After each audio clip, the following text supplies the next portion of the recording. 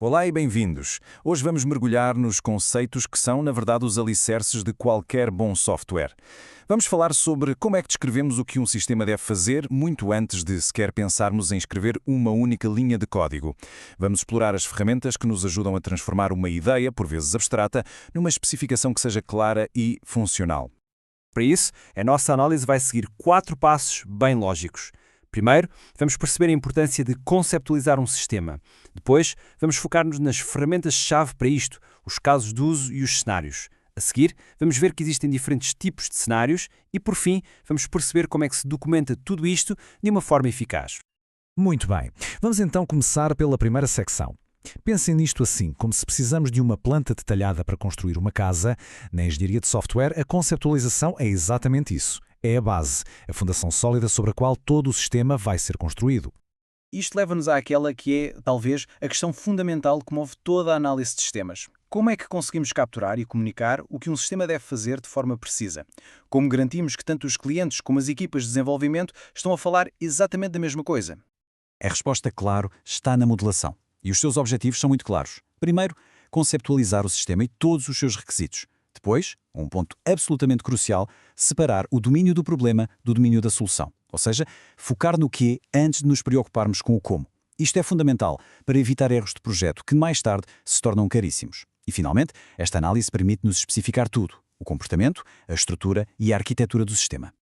Vamos então passar para as ferramentas que nos permitem fazer esta modelação. Os casos de uso e os cenários são, basicamente, os blocos de construção, as peças de Lego com que vamos descrever a funcionalidade de um sistema de software. Primeiro, o caso de uso, ou use case, como é mais conhecido. Isto representa uma funcionalidade a um nível mais alto, um objetivo que alguém quer atingir com o sistema. Esse alguém é o que chamamos de ator. E atenção, pode ser uma pessoa, mas também pode ser outro sistema, ou até um dispositivo. Um exemplo simples de um objetivo: gerar relatório diário. E diretamente ligado a isto temos o conceito de cenário. Se o caso de uso é o nosso destino, o cenário é o caminho específico que fazemos para lá chegar. É a sequência, passo a passo, de todas as interações entre o ator e o sistema para completar aquele objetivo. Portanto, é fácil perceber que o mesmo caso de uso pode ter vários cenários diferentes. E essa ideia de que um objetivo pode ter vários caminhos leva-nos diretamente ao nosso próximo ponto.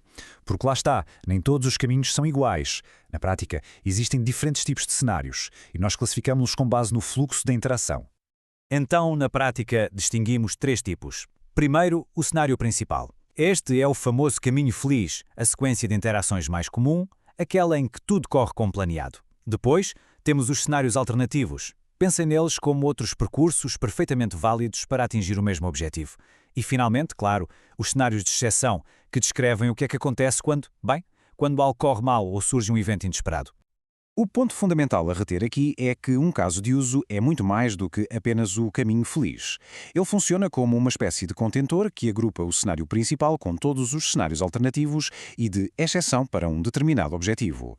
É isto que nos dá uma visão a 360 graus da funcionalidade. Ok, agora que já percebemos os conceitos, como é que os documentamos de forma eficaz? É a documentação destas interações que vai transformar uma ideia abstrata numa especificação concreta que pode ser realmente implementada. Essencialmente, existem 2 grandes abordagens. A primeira é a narrativa, em que se descreve o cenário em texto corrido, como se estivéssemos a contar uma história. A segunda é a abordagem estruturada, que usa formatos mais rígidos, como listas numeradas ou tabelas, para organizar a informação. Olhem para este exemplo de um cenário narrativo. Descreve o comportamento de um sistema de assistência ao condutor usando linguagem natural. Conta uma sequência de eventos, a detecção, o aviso e a atuação, de uma forma muito intuitiva e fácil de perceber por qualquer pessoa. Agora, vamos comparar com a abordagem estruturada. Este exemplo descreve um cenário para um sistema de navegação, mas fala-o através de uma lista de passos. Cada passo é uma ação clara e sequencial. O resultado é uma descrição muito mais formal, muito mais precisa do que a abordagem narrativa. E podemos levar a estrutura ainda mais longe, com o uso de uma tabela. A grande vantagem deste formato é que separa visualmente e de forma muito clara as ações do ator, neste caso o condutor, das ações do sistema. Isto permite identificar, sem qualquer dúvida, quem faz o quê e em que ordem, o que ajuda a eliminar muitas ambiguidades.